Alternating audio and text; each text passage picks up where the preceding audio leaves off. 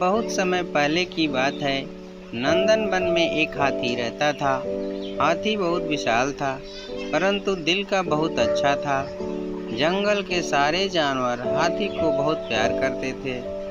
जब भी किसी भी जानवर के ऊपर कुछ मुसीबत आती थी, तब हाथी उसे मुसीबत से बाहर निकालने में सहायता करता था। एक बार जंगल में कहीं से एक खूंखार शेर आ गया। उसने आते ही अपने आप को जंगल का राजा घोषित कर लिया। शेर बहुत ही दुष्ट था और बिना कारण के ही जंगल के सारे जानवरों को परेशान करता था। शेर को जो भी जानवर मिलता, शेर उसका शिकार कर लेता था, चाहे उसे भूख लगी हो या ना लगी हो। वह मारे गए जानवर में से कुछ को खाता, बाकी को बिना खाए ही फेंक देता था। शेर की इन हरकतों के कारण जंगल के जानवर बहुत दुखी और डरे हुए थे। वे किसी भी तरह से शेर को सबक सिखाना चाहते थे, परंतु उन्हें कुछ समझ नहीं आ रहा था कि क्या करें। एक दिन जंगल के सारे जानवरों में मीटिंग बुलाई। मीटिंग में चीता, भेड़िया, लोमड़ी, भालू, हिरन, बंदर और जंगल के बहुत सारे जानवर शामिल हुए। मीटिंग में बहुत से उपाय सोचे गए, परंतु किसी भी बात पर सहमति नहीं बनी। अंत में एक बुजुर्ग भालू बोला, भाइयों, इस तरह तो हम कुछ नहीं कर सकते। क्यों ना हम हाथी के पास चलें और हाथी को सारी बात बताएं, तो हो सकता है वो हमें इस मुसीबत से बाहर निकाल ले।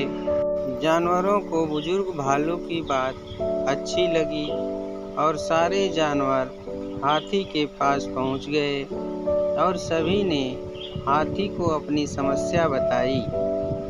जंगल के सारे जानवरों की समस्या सुनकर हाथी बोला, ये तो बहुत गलत बात है। शेर को बिना कारण के जानवरों का शिकार नहीं करना चाहिए। इस तरह तो जंगल के सारे जानवर खत्म हो जाएंगे। मैं शेर से इस विषय में बात करूंगा। दूसरे ही दिन हाथी शेर के पास गया और शेर से बोला, शेर महाराज, आप तो जंगल के राजा हैं और सारे जानवर आपकी प्रजा हैं।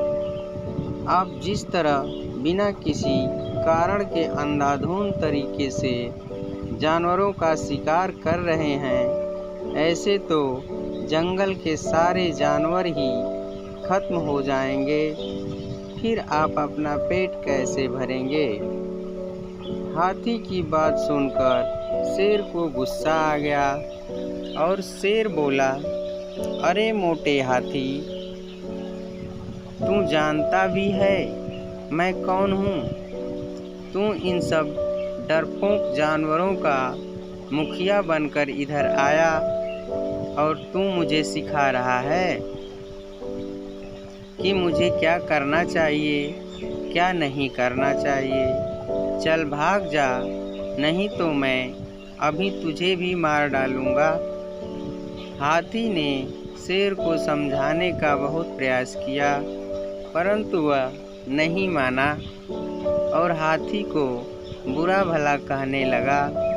धीरे धीरे हाथी और शेर में विवाद होने लगा। शेर की धमकी भरी बातें सुनकर हाथी को भी गुस्सा आ गया।